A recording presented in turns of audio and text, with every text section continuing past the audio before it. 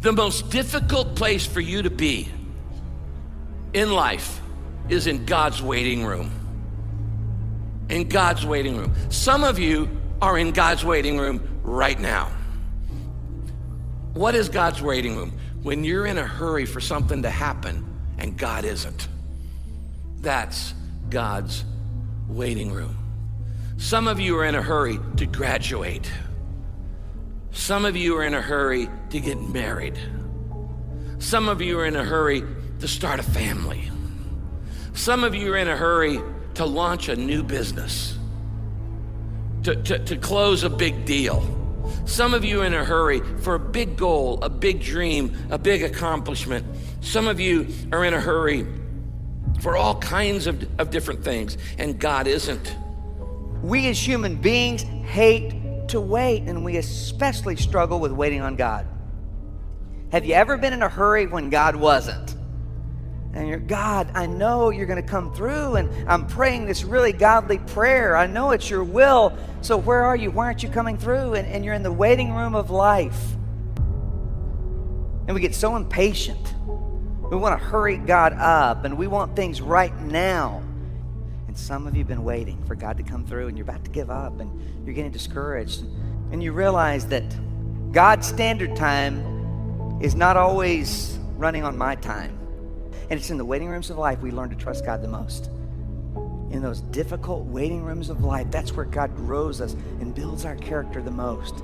Through the pain of waiting, we learn to trust God. And without faith, it's impossible to please God.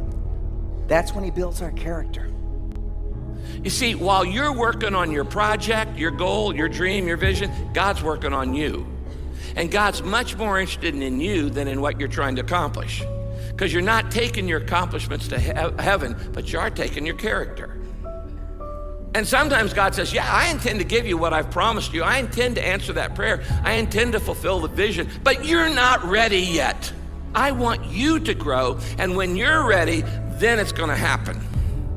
A lot of times we think we're waiting on God for something to happen, like a prayer to be answered. God says, you're not waiting on me. I'm waiting on you. I'm trying to prepare you. I'm testing your faith. Will you trust me? But I'm also trying to grow you up, because the blessing I want to give you is so much bigger than you can handle right now. You're not ready for it. You can't handle it yet. Another thing you have to learn in life is that a delay is not a denial. There's a big difference between no and not yet.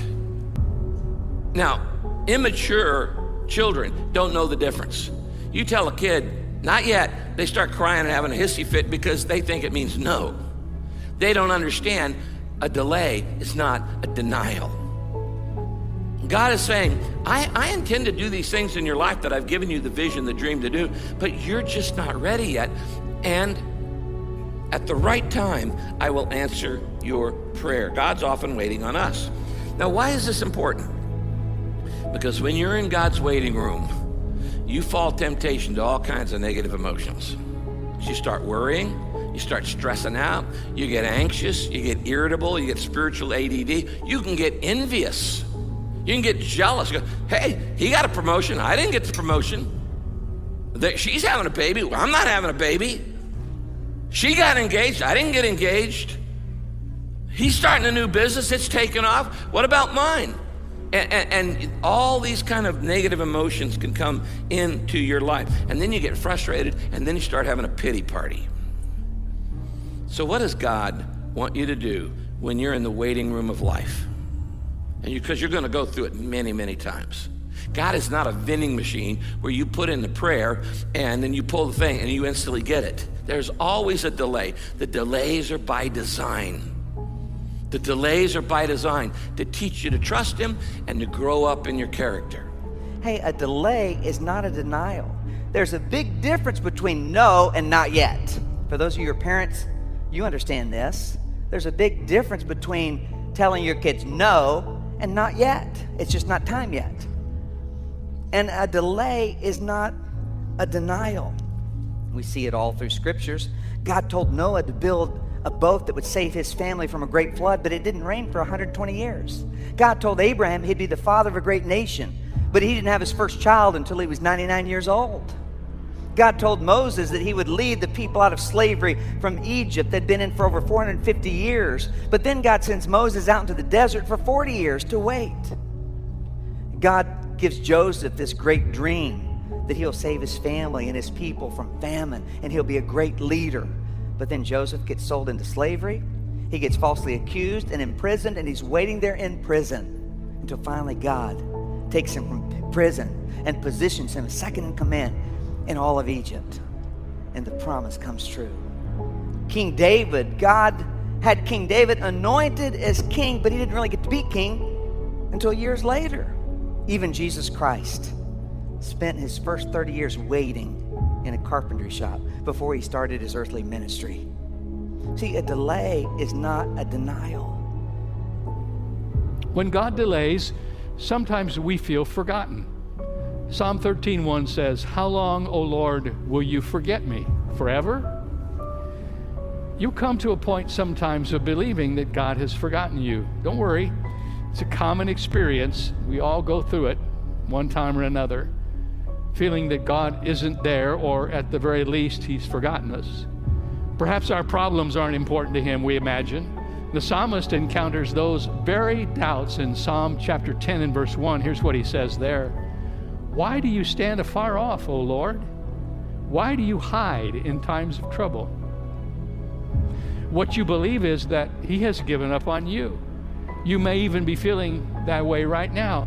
If so, please allow me to remind you that what you're contemplating is a simple impossibility.